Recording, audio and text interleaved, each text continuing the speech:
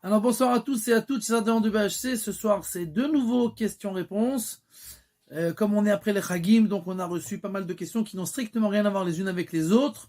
Toutes sortes de sujets intéressants. Et nous allons essayer d'y répondre. Bezrat Hashem, Besiata Dishmaya. La première question qui a peut-être trait à la période dans laquelle nous nous trouvons, la période très difficile dans laquelle nous nous trouvons tous les jours, malheureusement.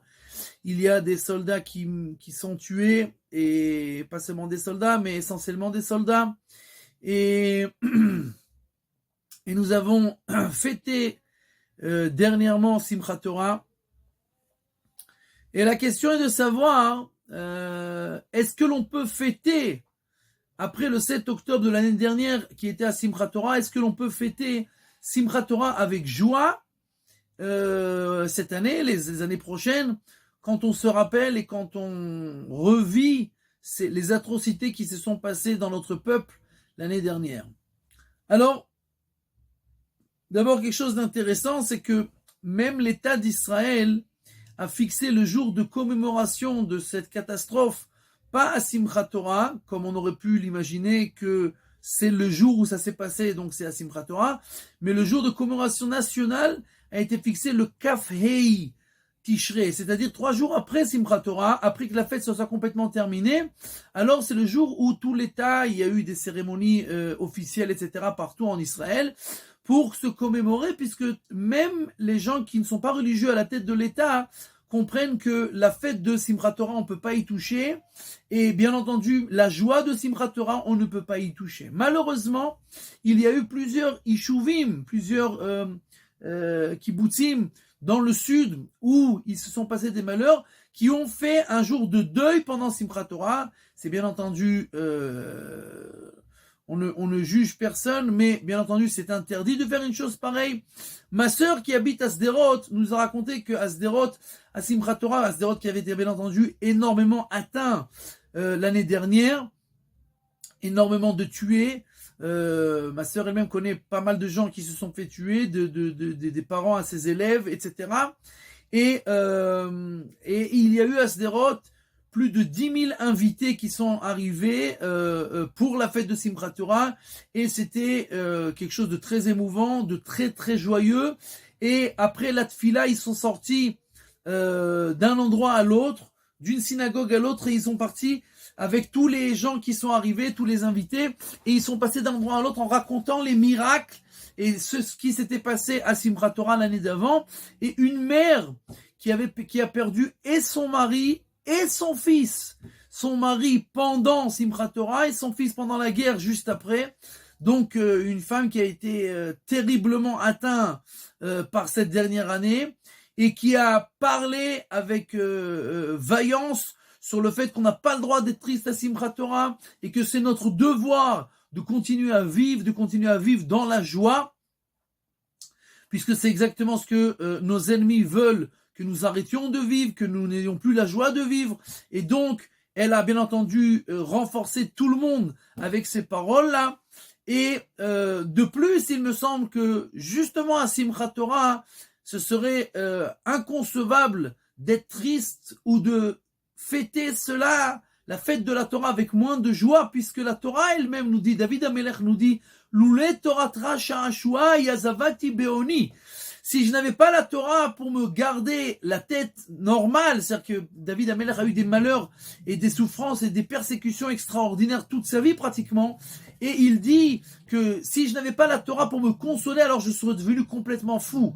Donc le jour où nous sommes joyeux avec la Torah, et cette Torah qui nous donne la consolation et qui nous donne la force de continuer, alors bien entendu on n'a pas le droit de ne pas être joyeux avec elle, puisque c'est elle qui nous donne la force et qui nous console. Et peut-être que l'on peut dire,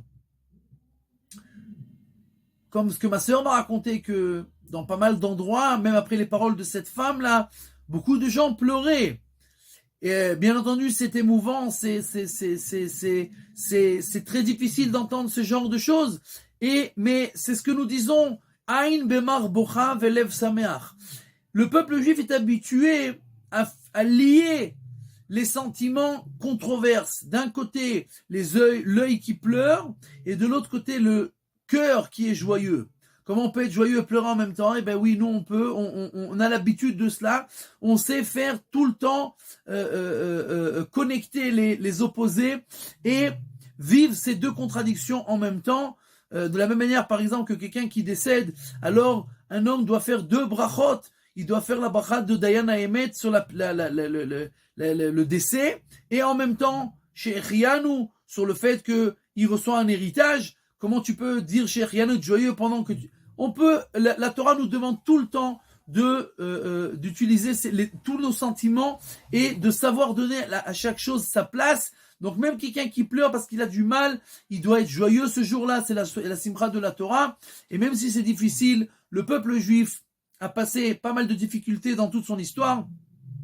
Et donc nous continuons dans la joie en nous rappelant que la Torah, c'est elle qui nous donne la force et la consolation pour continuer sur notre chemin péritueux, comment on dit, tortueux. Périlleux. Notre chemin périlleux.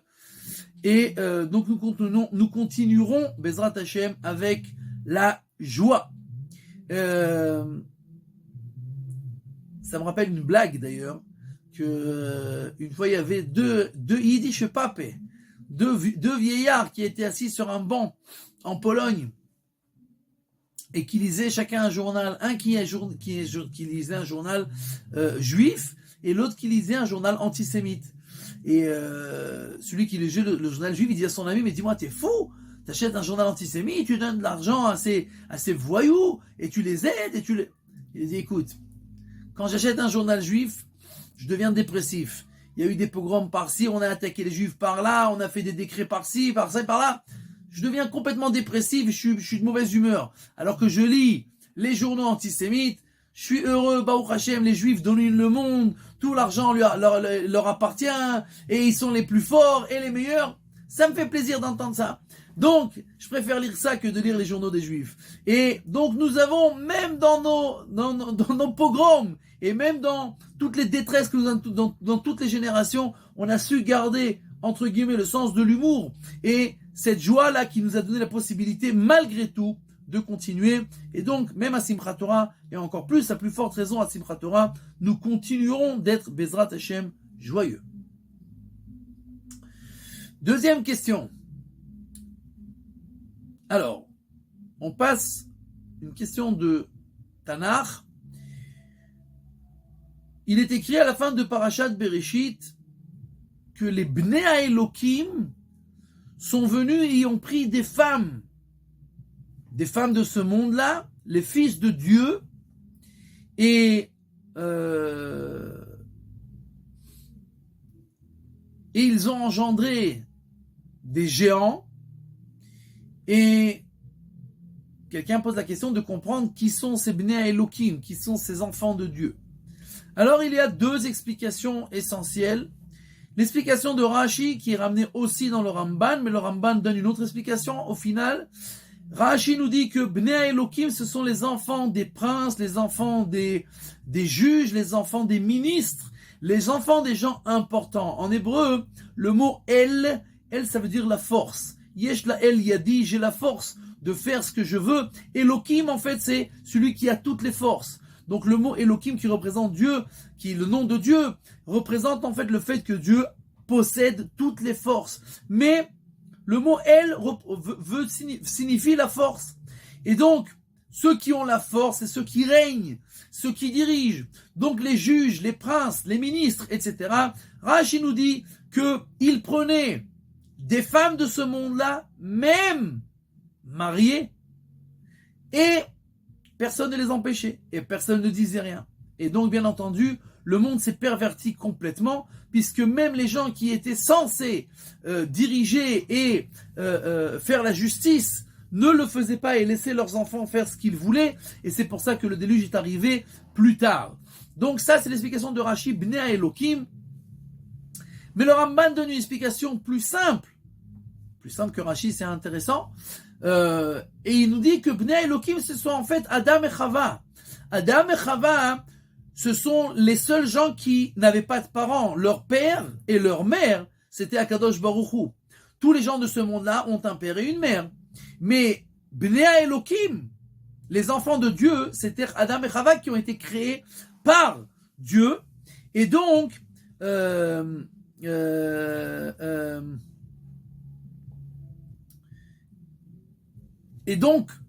comme Adam et Chava étaient les créatures de Dieu, ils étaient eux-mêmes géants. Alors, est-ce que ça veut dire physiquement ou spirituellement ou les deux? Tout est possible. On ne sait pas exactement. Quoi qu'il en soit, les gens qu'ils ont enfantés dans les générations d'après,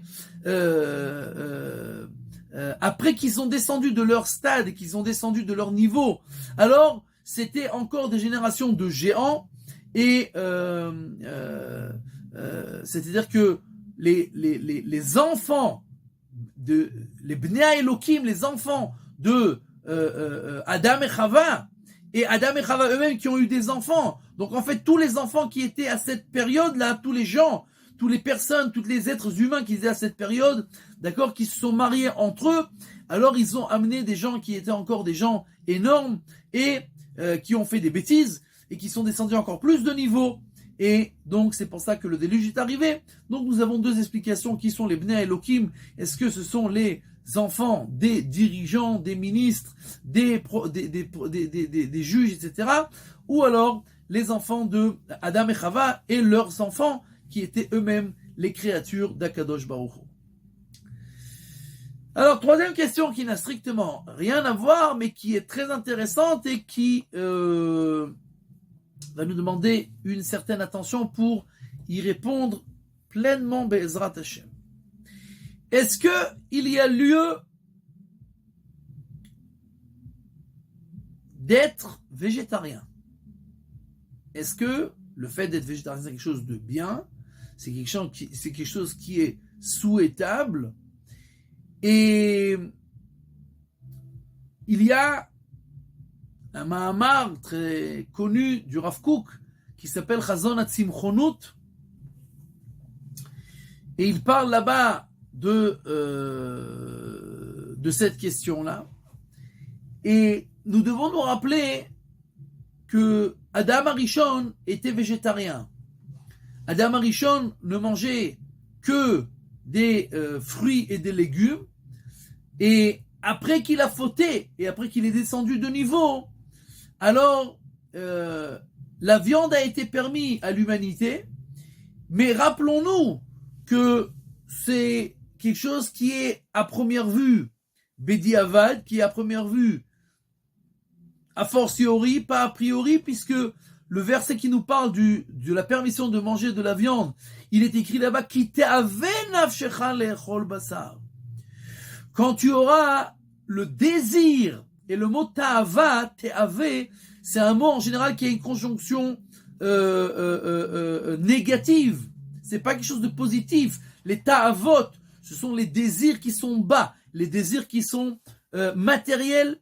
Et donc la Torah nous dit Ki te'ave nafshecha, quand ton âme désirera consommer de la viande, alors tu pourras manger cette viande-là. Quoi qu'il en soit, nous voyons dans toutes les halachot qui ont trait à la consommation de la viande qu'il y a en fait une pshara, il y a une sorte de compromis, que nous permettons à l'homme de manger de la viande, mais il y a énormément de clauses dans ce contrat. Alors, premièrement, il y a le Issour de Tsar Ba'al Chaim. Nous savons que nous avons un interdit de la Torah, d'après la majorité des décisionnaires, de faire souffrir une bête. Et Rebbi, dans Masechet Baba Metzia, page 85, la Gemara nous raconte que une fois il était en train de donner cours et une petite brebis qui était en route pour l'abattoir est venue se blottir contre lui. Et alors il l'a repoussé, il lui a dit, va, c'est pour ça que tu as été créé. Et donc il l'a repoussé. Et dans le ciel, on n'a pas du tout aimé cela, qu'il n'a pas eu la miséricorde, il n'a pas pris en pitié cet animal. Et il a eu des maux de dents terribles pendant des années, Rébi, jusqu'à qu'une fois il a vu sa servante qui était en train de chasser des rats, et il lui a dit, laisse-les tranquilles, il dit qu'on doit prendre en pitié tous les êtres de ce monde-là, toutes les créatures d'Akadosh Baruch Hu, et alors ces mots dedans ont cessé. Et ça veut pas dire qu'on doit garder les rats chez soi, bien entendu, mais ça veut dire qu'on ne doit pas les chasser d'une manière brutale et cruelle. Et donc, parce que même un rat, même si c'est dégoûtant, d'accord, il a le droit de vivre, pas chez moi, d'accord, mais c'est pas pour autant qu'on doit faire les choses d'une manière cruelle. Et donc, d'abord la Torah nous dit que nous devons faire attention de ne pas faire tsar ba'alei chaim. Deuxièmement, on a l'obligation de faire la shrita, c'est-à-dire on peut pas manger la viande comme ça. On peut pas prendre l'animal et le tuer de n'importe quelle manière même. On doit lui faire l'abattage rituel. Or, l'abattage rituel, bien entendu, c'est la manière dans laquelle la bête souffre le moins possible. On doit faire ça le plus rapidement possible avec un couteau qui est complètement aiguisé, avec pas une seule faille dans le couteau pour ne pas qu'une seconde la bête souffre plus qu'elle ne doit pour être mise à mort. Deuxièmement, d'accord, on n'a pas le droit de manger une nevela, une tréfa, c'est-à-dire que certains animaux, un animal qui a été mis à mort, alors on ne doit pas prendre de profit de cela. Si moi j'en ai besoin pour manger, je l'ai mis à mort, ok. Un animal qui est malade, tréfa, c'est un animal qui est malade, qui va mourir d'ici moins d'une année. Alors la Torah nous enseigne d'avoir pitié, cet animal va mourir, ne le mange pas, d'accord? Ou même, on ne mange pas toutes les sortes, tous les animaux et toutes les viandes, une seule petite partie seulement, ce que tu as besoin pour remplir ton besoin, mais pas plus que ça. On ne peut pas manger tous les animaux.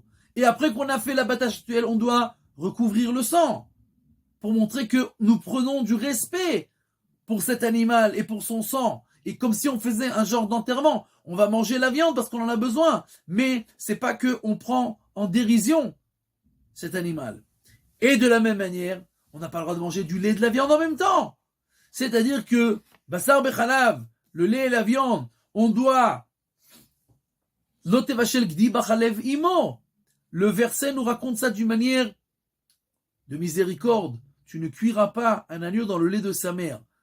La mitzvah, c'est tous les laits, c'est tout, c'est pas seulement les mères, c'est pas seulement le fils, c'est pas seulement un agneau, etc. Mais la mitzvah, elle est écrite d'une manière que l'on comprenne que le fait qu'on t'a permis de manger de la viande, ça veut pas dire que tout est permis. On te demande de rester un être humain et de comprendre que les animaux sont à ton service. Mais ça veut pas dire que tu fais ce que tu veux et que tu dois, qu'il n'y a aucun sentiment, entre guillemets, que l'on doit avoir par rapport au monde animal. À l'inverse, la Torah nous fait un compromis, nous permet de manger de la viande, mais nous donne énormément de règles pour nous rappeler ce tsar ba'alei chaim, pour nous rappeler que ce n'est seulement qu'un compromis. Et alors, il semblerait, on ne peut pas savoir à 100% ce qui va se passer à la fin des temps, mais il est écrit dans Yecheskel qu'à la fin des temps, nous allons recommencer à faire des korbanot et des sacrifices, et il n'est pas écrit là-bas est-ce que nous mangerons de ces sacrifices ou pas. Donc c'est difficile de savoir est-ce que oui, la viande continuera à être consommée ou pas, mais si nous allons par rapport à ce qui s'est passé avec Adam Arishon avant la faute, et qu'en fait à la fin des temps nous revenons à cette étape et à cet état de choses, et ce niveau-là spirituel de Adam Arishon avant la faute, alors il semblerait que le monde retournerait au fait d'être végétarien, mais comme le Rambam nous dit dans Ilchot Melachim, tout cela nous ne pourrons pas le savoir jusqu'à que ça arrive, mais quoi qu'il en soit, pour l'instant, le Ben Ishraï écrit que nous sommes là pour, nous disons tous dans Alenu le Shabbat tous les jours, les Taken Olam Malchut Shaddai, nous sommes là pour réparer ce monde-là, pour reprendre toutes les étincelles de sainteté qui sont dispersées partout dans le monde. Et le Ben Ishraï nous dit dans Masechet Psachim qu'il est très difficile de réparer. Quand tu prends une pomme et que tu fais la bracha, tu as réparé cette pomme. Il dit la viande, c'est très difficile puisqu'il y a beaucoup de ta'ava qui te'aven nafshecha lechol basar, beaucoup de plaisir et de désir de manger de la viande, donc c'est très difficile de faire ça leshem shamaim et de réparer la viande. Donc il y a des gens qui ne mangent de la viande, par exemple, que le Shabbat ou pendant les jours de fête, où la sainteté de la journée, elle aide à réparer cette nourriture, ce repas-là, puisqu'il est fait d'une manière sainte et pour la mitzvah. Mais, encore une fois, le monde, à cet instant-là, il n'est pas encore au niveau de tout végétarien, et c'est permis de manger de la viande. Est-ce que c'est a priori ou a fortiori? C'est a priori, a fortiori. C'est-à-dire que maintenant, on est dans une période qui est complètement a fortiori, mais quelqu'un qui mange, a priori, il peut manger déjà de la viande. Quelqu'un qui veut, par rapport aux tikkunim qu'on doit faire, par rapport aux réparations qu'on doit faire, manger seulement dans des jours de fête ou Shabbatot, ça va à la bracha, mais ce n'est pas une obligation. Ça, c'est pour la troisième question. Nous passons à la question suivante.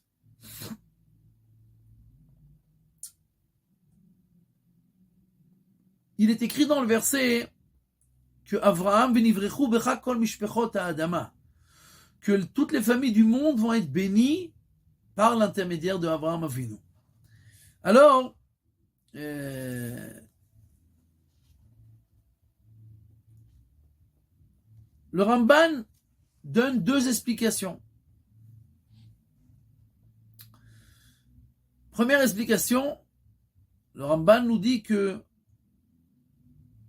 Dieu promet à Abraham, comme nous disons par exemple, Simcha Elokim ki Ephraim vechim Menashe, nous bénissons nos enfants, qu'ils soient comme Ephraim et Menashe, les enfants de Yosef Hatzadik. Alors, Akadosh Baruch Hu a promis à Abraham que quand quelqu'un voudra bénir quelqu'un d'autre, il lui dit, Bezrat Hashem, que tu sois comme Abraham. Simcha Elokim ki Avraham Avinu. Et même les nations seront bénies par l'intermédiaire de Abraham. C'est-à-dire que quand ils voudront faire des bénédictions aux gens qui sont autour d'eux, alors ils béniront, Bezrat Hashem, que tu sois comme Abraham.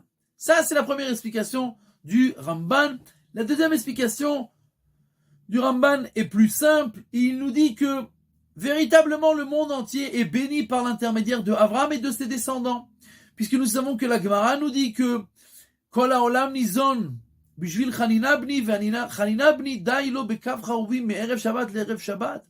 Rabbi Chanina ben Dossa, qui ne mangeait qu'une petite mesure de caroubier, d'accord, et de Erev Shabbat à Erev Shabbat, toute la semaine.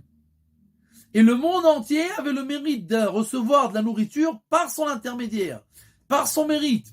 Donc le Ramban nous dit que effectivement le monde entier reçoit la prospérité, la nourriture et l'abondance par l'intermédiaire des tzadikim. Et donc Abraham, qui était le seul juge de cette époque-là, alors bien entendu, c'est-à-dire que tout le shefa, toute l'abondance qu'il y a dans ce monde-là, il passe par l'intermédiaire de Avraham Avinu, et Bezrat Hashem, après Avraham Avinu, les descendants d'Avraham, comme il est écrit dans le Zohar, que tout l'abondance et le shefa qu'il y a dans le monde, il est par l'intermédiaire d'Am Israël, et quand Am Israël ne se comporte pas bien, alors cette abondance passe à tous les autres peuples, mais au final, c'est seulement pour servir le peuple juif jusqu'à qu'il puisse faire son travail, sa mission, et de dévoiler la volonté divine dans ce monde-là. Prochaine question. Quelqu'un qui a fait la bracha sans kippa. Il a mangé, il a fait la bracha, il a mangé, et après il s'est rendu compte qu'il n'avait pas de kippa. Est-ce qu'il s'est rendu quitte ou pas? Alors, dans Shulchan Aruch, dans le chapitre 206, le sixième passage dans ce chapitre-là, le Shulchan Aruch, le Aruch HaShulchan, dans cet endroit-là, et le Pri Megadim, ils écrivent que la kippa que nous mettons, il est écrit dans la Gemara nous dit que la kippa que nous mettons, c'est pour nous rappeler à Kadosh Baruch Hu, c'est pour avoir la Hirat Hashem, c'est pour se rappeler qu'on a quelqu'un au-dessus de nous, mais Et bien entendu, quand on fait la bracha, on doit se rappeler d'Akadosh Baruch Hu, et on n'a pas le droit de manger quoi que ce soit sans faire la bracha, sinon c'est considéré comme du vol, puisque ce monde-là appartient à Kadosh Baruch Hu, et il ne nous le donne en possession seulement après qu'on ait fait la bracha, qu'on a acheté cette nourriture avec notre bénédiction. D'accord? Donc, seulement après la bracha, nous pouvons manger. Mais, quelqu'un qui a fait la bracha, il a acheté. Il a eu peut-être un manque de Hirat Shamaim, mais c'est deux choses qui sont strictement différentes. Donc, a fortiori, quelqu'un qui a fait la bracha, qui a mangé sans faire la bracha, il s'est rendu quitte de la bracha, même s'il n'avait pas de kippa. Mais, a priori, bien entendu, il faut faire très attention d'être tout le temps avec la kippa. Prochaine question. Est-ce qu'on peut faire des nattes à une poupée Shabbat? Alors là, on passe à un autre chapitre. Alors, la Gemara dans Masechet Shabbat, si je ne m'abuse, c'est page 74 ou 75, et la Gemara là-bas nous dit qu'il y a plusieurs choses que nos sages ont décrété qu'on n'a pas le droit de le faire parce qu'ils ressemblent à des melachot. Et une des choses là-bas qui est écrite et qui est rappelée aussi dans le Shulchan Aruch, dans le 303e chapitre d'Ilchot Shabbat, 303e chapitre, et c'est dans le passage 26 de ce chapitre-là. Le Shulchan Aruch, par rapport à la Gemara dans Masechet Shabbat, nous dit qu'on n'a pas le droit de faire des tresses Shabbat. Pourquoi? Parce que ça ressemble à binyan, ça ressemble à une construction. Ça ressemble, c'est pas un interdit de la Torah, c'est pas une melacha de la Torah, mais c'est un interdit de nos sages, puisque ça ressemble à quelque chose qui, comme une construction, c'est-à-dire c'est comme si par exemple je prends des fils et que je commence à les tresser, bien entendu on peut faire toutes sortes de choses avec ça, et on peut même construire des choses avec ça. Il y a des gens qui construisent des maisons entières avec des fils, toutes sortes de végétaux, etc., qu'on tresse ensemble. Donc, tout ce qui ressemble à ce genre de choses, la Gemara là-bas donne l'exemple spécifique de les tresses des cheveux. Et bien entendu, s'il n'y a aucune différence, est-ce que une fille se fait des tresses à elle-même, ou elle fait à sa copine, ou elle fait à sa poupée? Ça change strictement rien. C'est un interdit des Rabbanan dans tout ce qui ressemble à une construction, et les tresses, comme la Gemara nous le dit, c'est un genre de construction qui est interdit de toutes les façons. Pour la fille, pour sa copine ou pour sa poupée. Alors désolé, il faudra attendre Motzai Shabbat pour faire des tresses à la poupée avant d'aller dormir.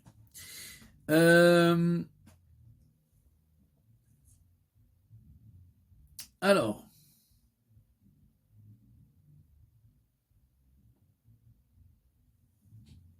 Ken. Prochaine question. Comment tous les animaux du monde sont rentrés dans l'arche de Noé? Même si on accepte, c'est quoi même si on prend en compte les mesures que la Torah nous donne, Shlosh Meot Amma, 150 mètres de long, c'est pas grand chose pour entrer, c'est pas seulement un zoo, c'est un safari entier qu'il faut rentrer dedans. Et donc, comment des milliers et des milliers de bêtes sont rentrées dans la Teva, dans l'arche de Noé? Alors d'abord, il faut savoir que pas toutes les bêtes sont rentrées dans l'arche de Noé, puisque le Rehem, par exemple, qui était un genre de dinosaure, qui était énorme, et le sage nous dit qu'il n'a pas pu rentrer dans la Teva, et qu'il a été effacé pendant le déluge. D'ailleurs, c'est l'explication la plus plausible par rapport à la disparition des dinosaures, puisque il y a plusieurs chercheurs qui ont inventé une nouvelle théorie, encore une nouvelle théorie, pour expliquer la disparition des dinosaures, en disant qu'il y a un météorite énorme qui s'est éclaté sur la Terre et qui a étouffé tous les dinosaures en une seule fois. Ok, on n'a aucune preuve de ça, bien entendu, mais le Malbim nous dit, et le Midrash nous dit, et que les dinosaures n'ont pas pu rentrer dans la Teva. Ils étaient trop grands pour rentrer dans la Teva, ils ont été effacés pendant le déluge. Mais à part ça, tous les autres animaux qui n'étaient pas trop grands sont entrés dans la Teva. Et comment c'est possible? On parle ici de centaines de milliers d'animaux, j'imagine, puisque toutes les sortes d'animaux, 7 pour les purs, 2 pour les impurs, et chacun doit avoir sa cage, et chacun doit avoir son espace, c'est tout à fait impensable. Un jour, le roi de Pologne a posé la question à Rabbi Natan Eybeschutz.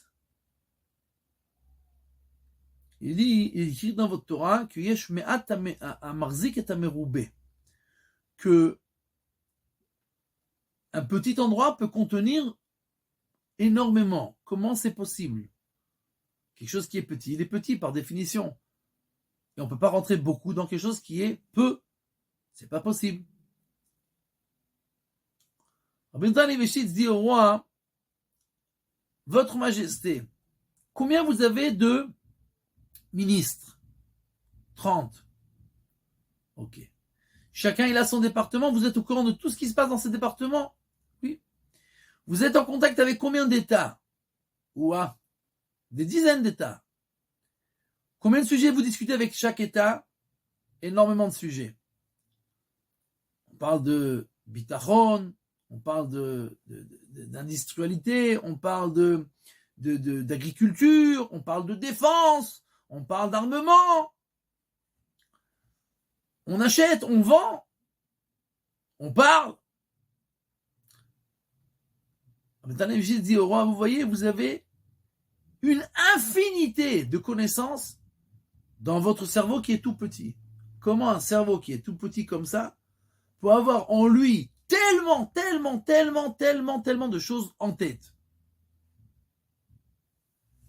Une goutte de sperme, elle a en elle tout le potentiel, pas seulement tout le potentiel, de cette goutte-là va devenir un être humain complet. Et il y a tout en elle.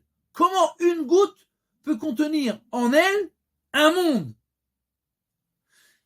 Rabbi se dit au roi, vous voyez, seulement parce que vous êtes habitué à toutes sortes de choses, vous acceptez ça sans réfléchir. Mais cette question que vous posez, on la vit tout le temps, partout. Me'at amarzik et ameroubé. Nous avons cette chose-là que le petit ingurgite en lui énormément de choses. Et on a la possibilité de rentrer dans un tout petit endroit, un monde entier. Mais comme on a l'habitude sur certaines choses, on ne pose pas la question. Et sur les autres, on pose la question. Mais c'est exactement la même chose.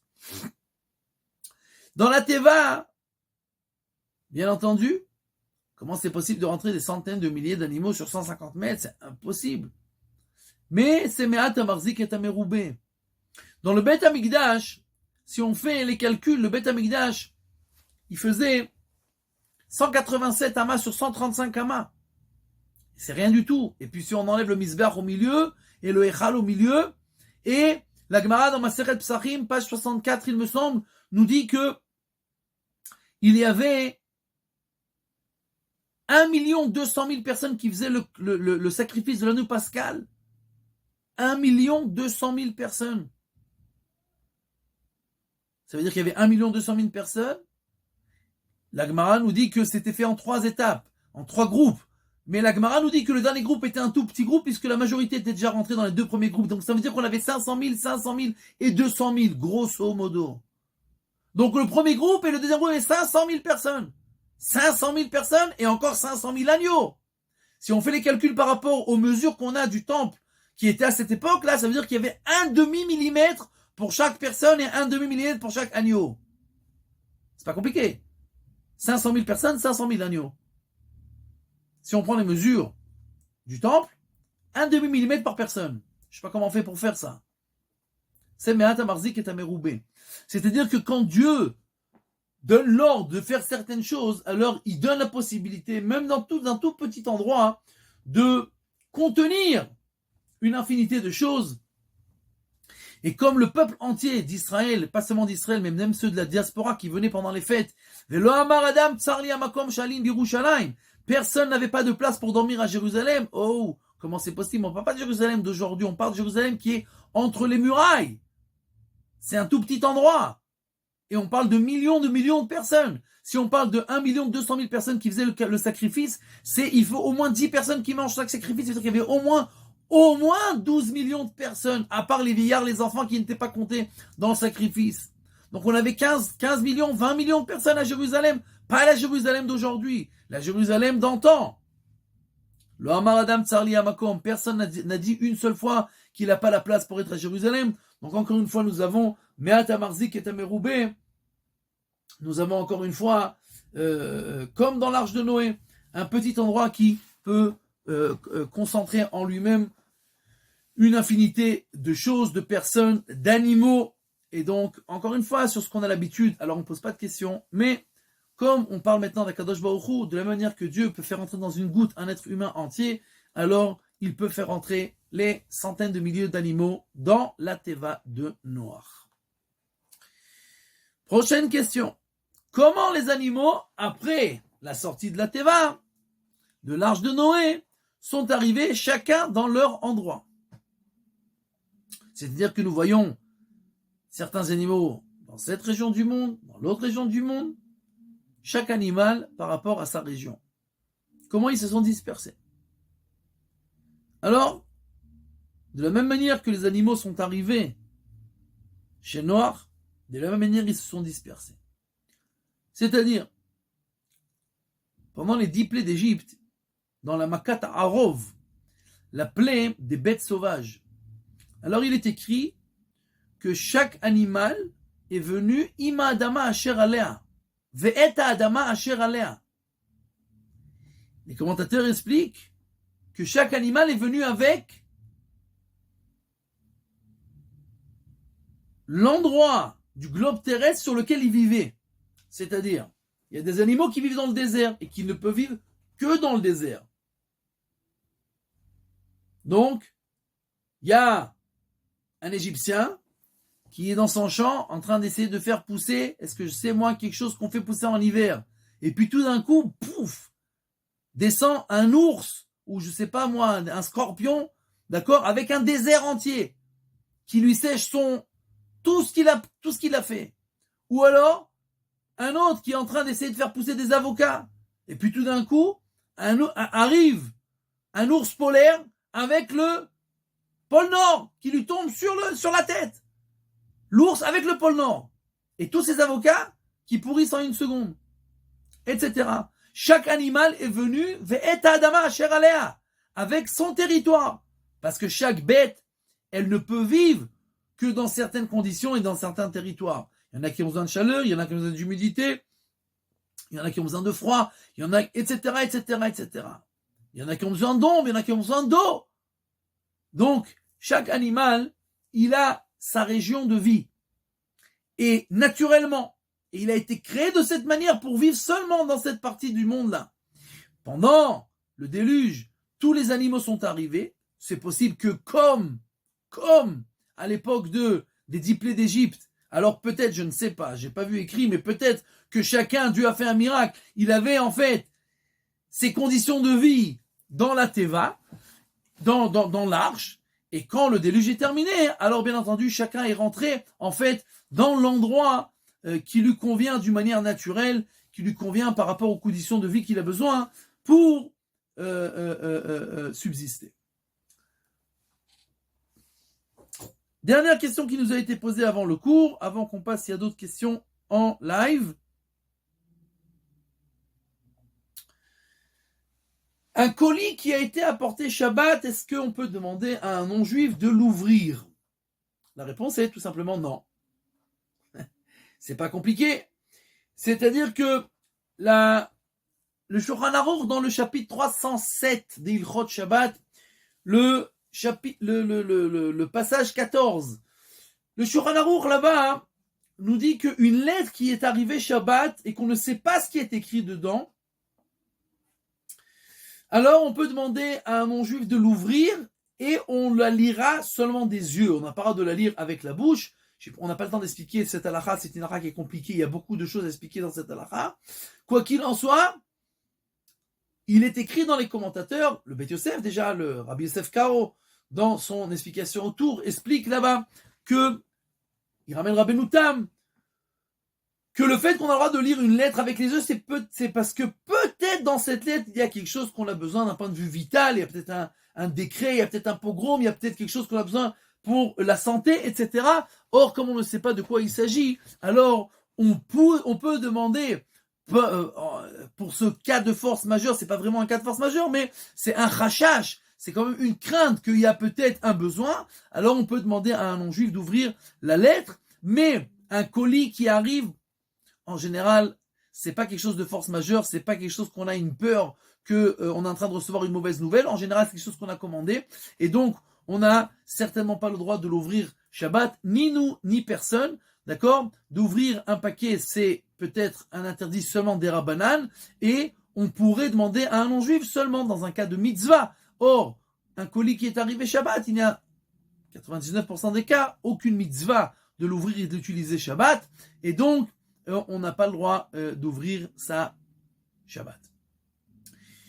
Voilà, ça c'est pour les questions qui ont été posées avant. S'il y a encore d'autres questions, c'est le moment.